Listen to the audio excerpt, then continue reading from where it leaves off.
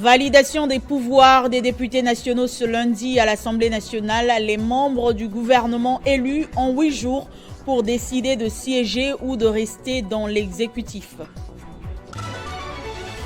Et puis le président du Sénat, le professeur Modeste Bahati Lukwebo, a été agréablement surpris par l'accueil des agents administratifs de cette institution ce lundi. Ce dernier ont démenti les rumeurs non fondées distillées dans les médias faisant état de la mauvaise gouvernance de son équipe à la tête du bureau du Sénat. Et depuis samedi, les violentes revendications ont lieu à Kinshasa pour dénoncer le massacre des Congolais dans l'est du pays. Plusieurs activités ont été paralysées ce lundi à la Gombe. Silence on tue en RDC, le geste popularisé par les sportifs congolais est en train de faire le tour des médias et du monde. Que signifie ce geste? L'historique dans ce journal.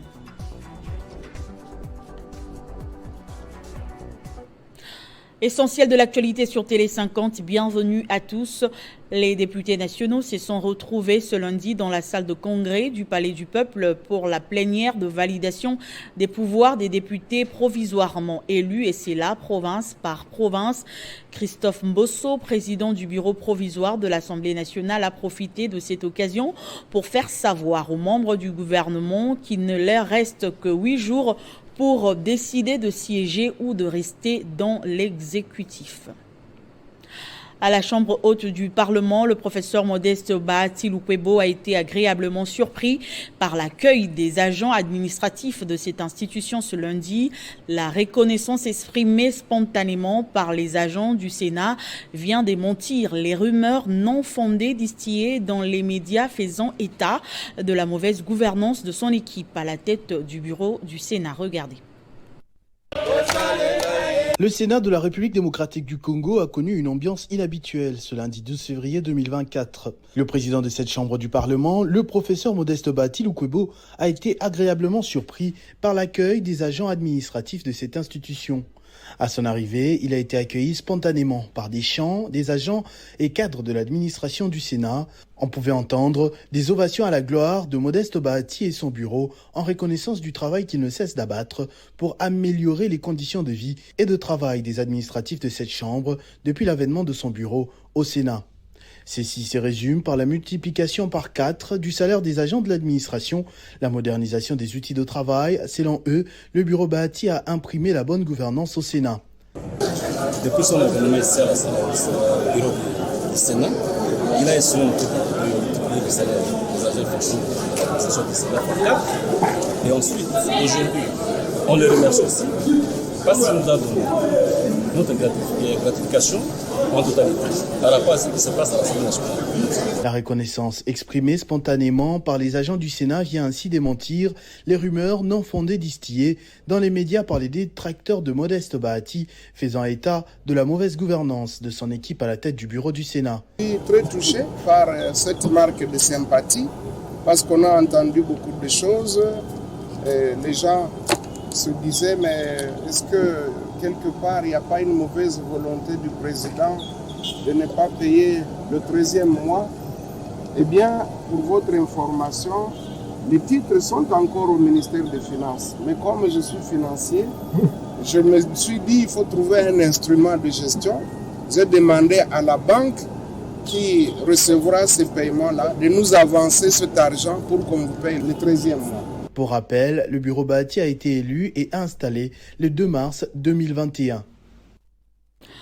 À l'Assemblée provinciale de Kinshasa, aujourd'hui, c'était la toute première plénière de cet organe délibérant. Plusieurs questions étaient à l'ordre du jour. Face à la multiplicité des défis de la capitale congolaise, les élus ont suspendu cette séance pour la reprendre dans un bref délai pour des raisons de conformité.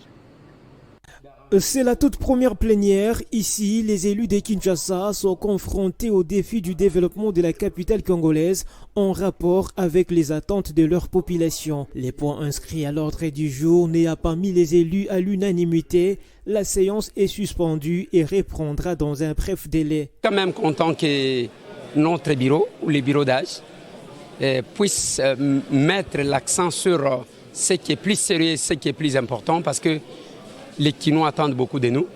Voilà pourquoi nous sommes là et nous promettons de beaucoup travailler. La plénière a été suspendue pour une prochaine parce que nous discutions du calendrier du chronogramme et comme vous avez sûrement suivi, les députés ont fait des réactions sur le projet qui est venu du bureau et qui a nécessité que 2-3 points puissent être retouchés. C'est pour ça que la plénière a été postposée, mais je crois que à la prochaine plénière, cela sera adopté et c'est ce qui nous permettra de faire le travail qui est attendu de nous parce que vous savez qu'il faut arriver à valider les mandats, il faut faire la cooptation des élus des chefs coutumiers qui pourront siéger avec nous comme députés provinciaux et que par la suite, on verra maintenant les échéances en termes d'élection du bureau d'abord, ensuite gouverneur, sénatorial, etc. La ville-province de Kinshasa est confrontée à plusieurs difficultés d'ordre socio-économique et sécuritaire, questions qui vont préoccuper les élus le long de ces nouveaux quinquennats. Et puis le vice-premier ministre en charge des affaires étrangères a réuni en urgence la chef de la MONUSCO, les diplomates occidentaux en poste à Kinshasa. Christophe Lutundula a exprimé le regret du gouvernement congolais pour les actes de violence lors des manifestations, annonçant des enquêtes en cours pour identifier et sanctionner les responsables. Le vice-premier ministre, ministre des Affaires étrangères, Christophe Lutundula, a devant près de 30 diplomates exprimé l'indignation du gouvernement de la République face à la situation qui a prévalu ce week-end dernier dans la ville-province de Kinshasa. Des manifestants ont envahi plusieurs sièges de missions diplomatiques, notamment celle de la MONUSCO. La République démocratique du Congo, étant participant de la Convention de Vienne de 1961, a promu la sécurité et l'inviolabilité des différentes ambassades en RDC. C'est vrai que l'article 26 de la Constitution reconnaît à chaque Congolais la liberté de manifester. Mais il faut dire tout de suite que cette liberté est encadrée. Et la liberté de manifester n'est pas la liberté de détruire. Le gouvernement de la RDC n'entend point, je répète, de soustraire à ses obligations. Concernant la base du problème sur l'agression rwandaise, le gouvernement congolais affirme qu'il n'aménagera aucun effort pour mettre fin à cette guerre qui subit l'Est de la RDC. Il nous sera difficile de ne pas soumettre à pareilles épreuves si nous n'arrivons pas à mettre fin à la guerre. C'est la seule réponse durable, tant pour nos partenaires que pour nous-mêmes. C'est la seule réponse constructive qui mettra fin au malentendu. Au cours de cette réunion, plusieurs décisions ont été prises pour éviter toute manifestation autour des maisons diplomatiques afin d'assurer une sécurité totale au siège des ambassades, mais aussi de ses diplomates. La grogne a quitté les réseaux sociaux depuis samedi. Comme au Nord Kivu, il y a plus d'une année, les Kinois, à leur tour, ont décidé de prendre à partie les diplomates en poste à Kinshasa, ainsi que les différents symboles des nations occidentales, des véhicules brûlés, des pneus également pour bloquer les passages à Gombe, commune des affaires à Kinshasa, aux abords de l'hôtel des villes. Nous avons aperçu cet avant-midi le vice-premier ministre de l'Intérieur et Sécurité constatant le dégât et exigeant de la police plus de vigilance pour encadrer les manifestations qui se voulaient au départ pacifiques. Kinshasa, qui n'est qu'un échantillon de l'indignation de la République démocratique du Congo, ne décolère pas face à l'inaction de la communauté internationale pour l'agression rwandaise dont la RDC est victime depuis près de 3 décennies. Encore ce lundi, les Kinois se sont mobilisés comme un seul homme pour dire haut et fort non aux atrocités dans l'est du pays.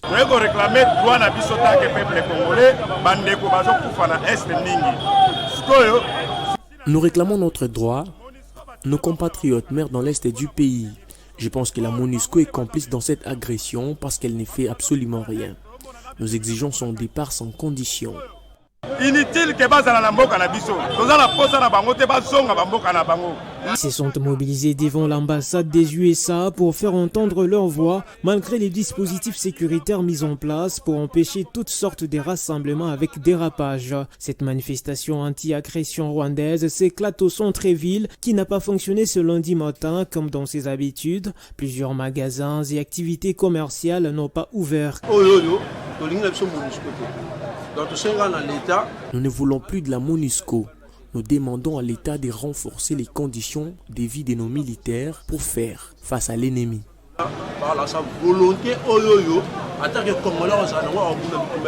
Notons que cette timidité des activités n'est que la conséquence des manifestations qui ont éclaté le week-end dernier, ciblant les représentations diplomatiques et certaines organisations internationales.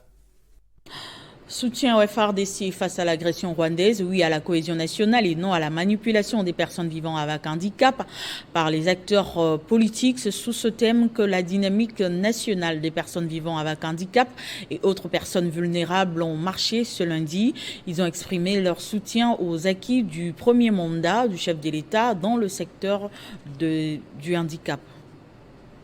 Face à la situation sécuritaire qui prévaut dans l'est du pays, la dynamique nationale des personnes avec handicap et autres personnes vulnérables n'est pas restée silencieuse.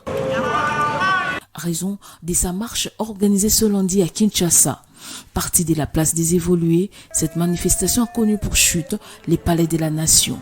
Sur place, ces personnes vivant avec handicap et autres personnes vulnérables qui disent oui à la cohésion nationale et non à la manipulation des personnes vivant avec handicap par les acteurs politiques ont déposé leur mémo.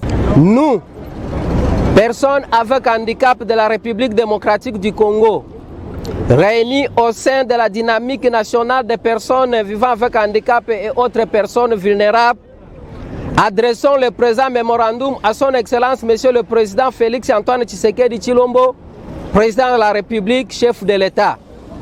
Nous saisissons cette opportunité pour vous réitérer nos sincères félicitations à l'occasion de votre brillante réélection à la tête de notre pays et manifestons notre volonté de vous accompagner durant cette deuxième mandature afin de préserver les acquis de votre premier quinquennat, notamment l'autonomisation et l'inclusion sociale des personnes avec handicap et autres personnes vulnérables, concrétisée par la création d'un ministère en charge des personnes vivant avec handicap et autres personnes vulnérables, chapeauté par une personne vivant avec handicap. Pour cette dynamique, l'opérationnalisation de toutes les structures organiques et autres structures à mettre en place pendant le deuxième quinquennat du chef de l'État Félix Antoine Tshisekedi permettra au ministère en charge des PVH et APV d'apporter des solutions idoines aux problèmes quotidiens des personnes avec handicap et autres personnes vulnérables, notamment le chômage, l'errance et la mendicité. Dans une déclaration faite dimanche à Kinshasa, le parti politique Nouvelle Génération Consciente appelle les Congolais à faire bloc derrière le chef de l'État, les forces armées de la République et les jeunes patriotes résistants d'Iwazalendo pour lutter contre les rebelles du M23. La guerre que vous avez provoquée connaîtra des proportions incalculables. Le silence coupable de la communauté internationale ressemble à une ironie amère, que vous avez été incapable d'imposer votre volonté aux urnes, ce qui ne pouvait pas se produire.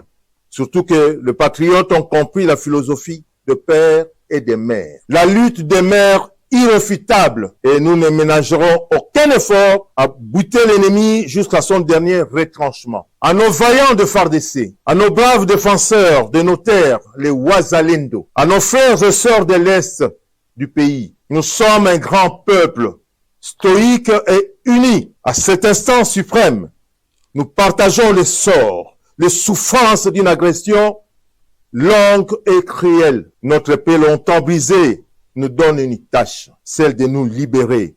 Libérer nos différentes entités, et c'est à n'importe quel prix. La libération se produira à travers la lutte armée et populaire. La présente déclaration est une preuve de notre soutien inconditionnel à notre armée et au commandant suprême des FARDC, son Excellence Félix Antoine Tshisekedi Tshilombo, chef d'État. Aux compatriotes, c'est l'heure de modérer nos divergences et de mettre nos énergies ensemble pour lutter contre un ennemi commun. Résumons nos aspirations à la victoire et le M23 pleura. Vive la RDC, vive la NEGECO, un peuple, un destin.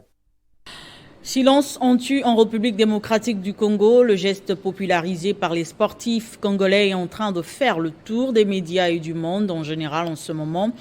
Il dénonce le silence de la communauté internationale à l'agression que subit la RDC depuis des décennies par l'entremise du Rwanda. 2 doigts posés sur la tempe, l'autre main recouvrant la bouche, le geste est devenu un symbole national en République démocratique du Congo, de plus en plus populaire depuis cette action des léopards au beau milieu d'une finale de la 34e édition de la Coupe d'Afrique des Nations en Côte d'Ivoire.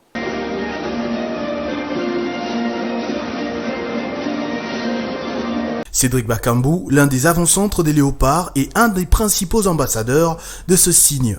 Évoluant dans les plus grands clubs d'Europe, l'attaquant congolais a célébré tous ses buts avec ce geste plein d'essence afin de passer un message clair sur la situation inacceptable vécue dans l'est du pays depuis des dizaines d'années déjà. À part les léopards, les membres du gouvernement ou d'autres influenceurs lambda sur les réseaux sociaux, les hommes des dieux ont également rejoint le mouvement pour prêter main forte à l'État congolais.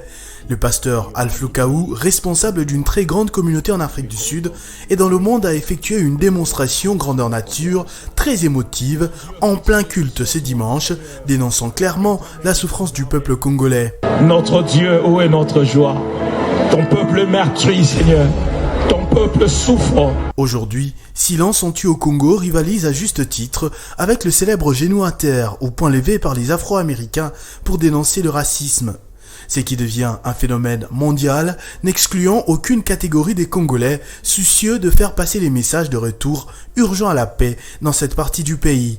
Le message lancé par tous les Congolais s'adresse courageusement à toutes les personnes qui, d'une manière ou d'une autre, apportent leur soutien au Rwanda et ou passe par ce pays voisin pour profiter impunément de la RDC et faire souffrir son peuple au passage.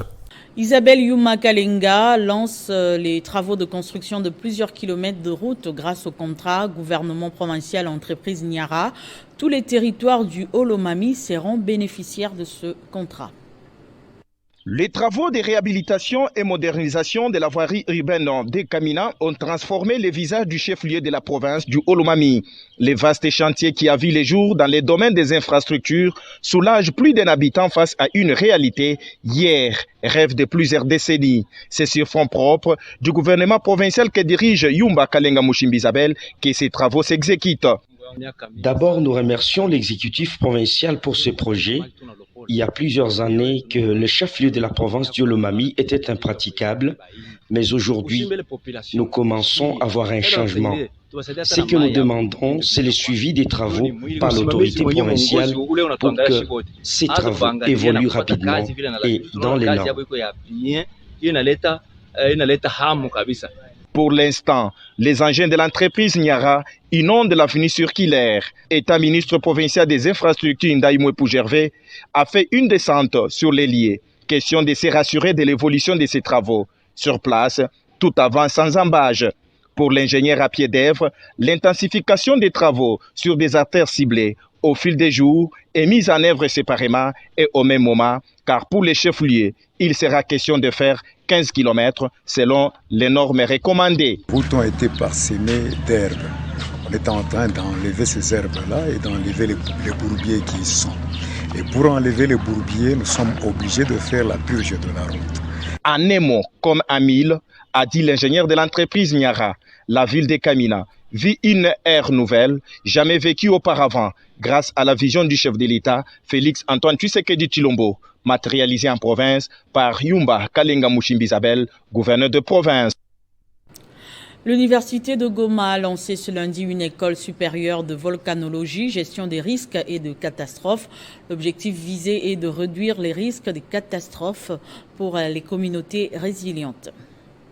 Cette école supérieure de volcanologie, de gestion des risques et catastrophes naturelles en sigle ESV Goma, lancée dans la ville volcanique par l'Université de Goma, aura plusieurs missions selon son directeur Dr Blaise Mafouko. L'école a une mission de former dans une perspective multidisciplinaire où nous devons parvenir à comprendre le risque de catastrophe dans ses aspects physiques, dans ses aspects sociétale et même dans ses aspects économiques. Dans ce monde de circonstances, le secrétaire général académique John Mugamushaka, qui a représenté le recteur de l'université de Goma, le professeur Mwindo Mwanda, a dit que l'idée de lancement de cette école n'est pas venue du néant. Pour sa part, Priska Luanda, conseillère principale du gouverneur militaire ad intérim du Nord Kivu, en charge de l'éducation, a salué l'initiative de l'UNIGOM de créer cette école pour la protection de la population. Cette initiative émane de la volonté inébranlable du président de la République, son Excellence Félix Antoine Tshisekedi Tshilombo, chef de l'État, pour son engagement en faveur de l'éducation, de la recherche et du progrès scientifique. Nous saluons ici le leadership de son Excellence Mwindo Nzangi Lutondo qui a permis de concrétiser cette vision. Une visite guidée des auditoires ainsi que bureau de cette école supérieure de volcanologie, de gestion des risques et catastrophes naturelles a clôturé cette activité.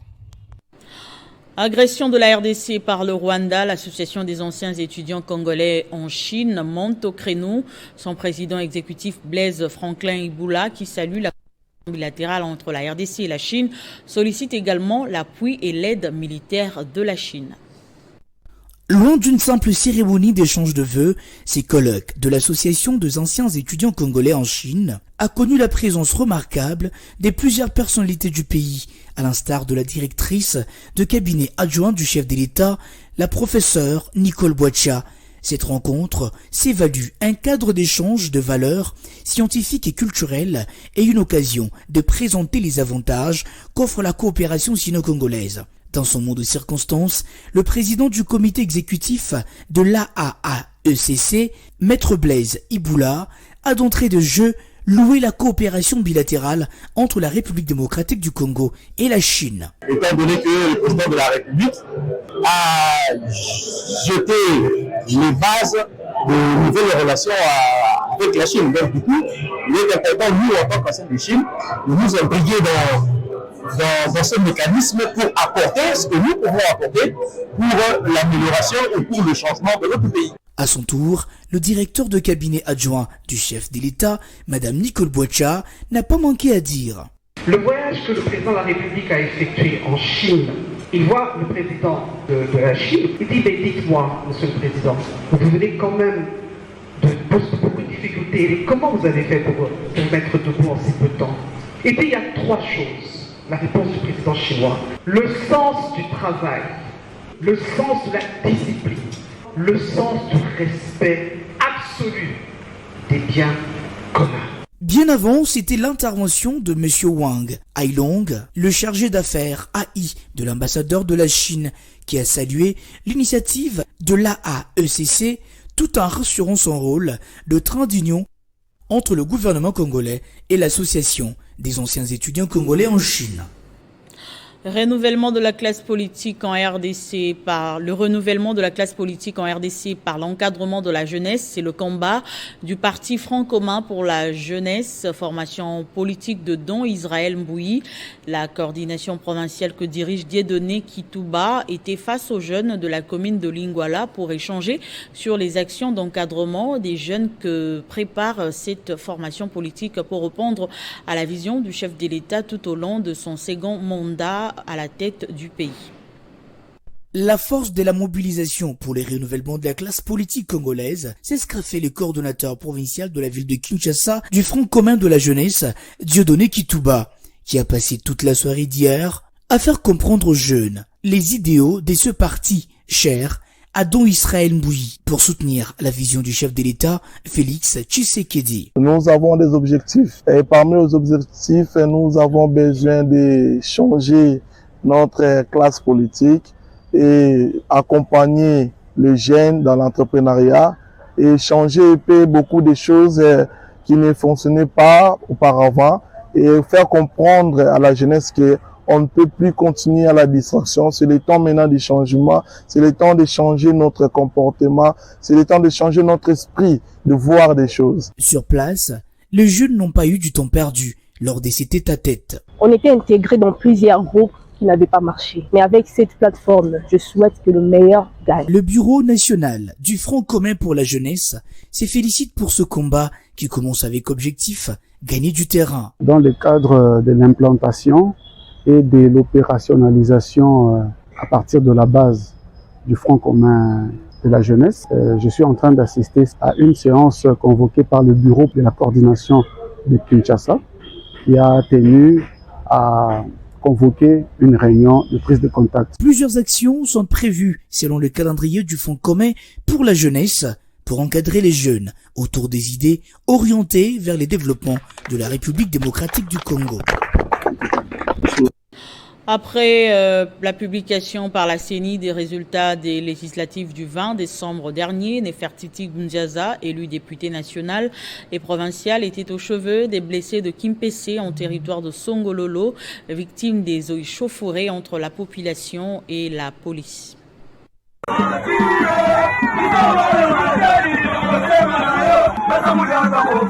Personne ne voulait rater cet événement. Les Matadiens venaient nombreux accueillir Madame Nefertiti Ngundiaza à la porte d'entrée de la ville sur le pont Pozo. Maman Nefertiti, à Matadi nous t'aimons beaucoup et tu as vu comment nous venons de t'accueillir. Fais de ton mieux, nous sommes là pour te soutenir. Les étendards d'autres partis politiques se sont mêlés à ceux du Cap congolais acquis au progrès. L'autorité coutumière était présente pour ouvrir la voie à l'une de ces valeureuses filles doublement élues, du pont Pozo jusqu'au centre-ville. Le Cap veut accompagner le chef de l'État dans ce nouveau quinquennat et s'installe définitivement à Matadi avec des bâtiments flambant neufs. La présence de ce beau bâtiment n'est pas un hasard. Elle devra être interprétée comme une preuve de notre volonté farouche de faire de notre parti CAP et surtout de notre regroupement AAAP des acteurs incontournables de la politique de notre province chère à Simon Kimbangu. Soyez donc avertis et lisez les signes. L'heure vient de sonner où les femmes longtemps mises à l'écart de la chose publique vont enfin prendre en main le destin politique de la province de Mbuta Joseph Kassab. Les adhésions au CAP sont quotidiennes. Le CAP a gagné un siège à l'Assemblée nationale et 3 autres à l'Assemblée provinciale du Congo central. Madame Nefertiti Ngundiaza a pris part à la séance d'ouverture de l'Assemblée provinciale du Congo central. À Kimpese, elle s'est arrêtée pour exprimer sa proximité avec ses électeurs victimes des derniers incidents malheureux survenus dans cette cité. Et pour finir, le parti politique Congo Espoir Fédération du Haut-Touélé dénonce la cabale montée par un groupe d'acteurs politiques réunis samedi dernier à Kinshasa pour saper l'image du gouverneur de province Christophe Basséan Nanga à quelques mois des élections des gouverneurs et vice-gouverneurs. Congo Espoir réitère son soutien indéfectible à son Excellence Félix Antoine Tshisekedi Tshilombo, président de la République et chef de l'État, qui vient d'obtenir brillamment un second mandat à la magistrature suprême avec l'objectif ultime d'améliorer le bien-être du peuple congolais. Congo Espoir condamne avec la dernière énergie la sortie médiatique ratée d'un collectif des acteurs sociopolitiques ayant comme message principal l'éviction antidémocratique du candidat naturel du peuple, son Excellence Christophe Basséan Nanga. Congo Espoir constate à ces propos que la messe noire d'hier, comme celles qui l'ont précédée, a accouché d'une souris naine et non viable et donné lieu à une fumée noire qui, tel un mauvais sort, décrédibilise leurs auteurs. À l'image de la tour de Babel, Congo Espoir observe avec indignation les spectacles éhontés et d'humiliation de la province qu'offrent ces collectifs dont les acteurs ont véritablement décidé de ne pas se mettre d'accord en désignant un candidat commun à cause des ambitions manifestement égoïstes. Congo Espoir constate avec regret que certains élus, qui du reste n'ont aucune leçon de bonne gouvernance à donner, n'ont toujours malheureusement pas tiré des leçons positives de l'ère traditionnelle cabale. Congo Espoir salue les réalisations de grande envergure, notamment en termes d'infrastructures, qui ont permis le désenclavement d'une jeune province pilote qui constitue désormais une destination de prédilection des investisseurs nationaux et internationaux de toutes tendances. Ce journal est terminé, place au rappel de titres. Validation des pouvoirs des députés nationaux ce lundi à l'Assemblée nationale. Les membres du gouvernement élus ont 8 jours pour décider de siéger ou de rester dans l'exécutif. Au Sénat, le professeur Modeste Bahati Lukwebo a été agréablement surpris par l'accueil des agents administratifs de cette institution ce lundi. Ils ont démenti les rumeurs non fondées distillées dans les médias faisant état de la mauvaise gouvernance de son équipe à la tête du bureau du Sénat. Depuis samedi, des violentes revendications ont lieu à Kinshasa pour dénoncer le massacre des Congolais dans l'est du pays. Plusieurs activités ont été paralysées ce lundi dans les avant-midi à Gombe. Silence on tue en RDC, le geste popularisé par les sportifs congolais est en train de faire le tour des médias et du monde. Que signifie ce geste? Vous avez suivi l'historique dans ce journal. C'était l'essentiel de l'actualité. Merci de rester fidèle au programme de Télé 50.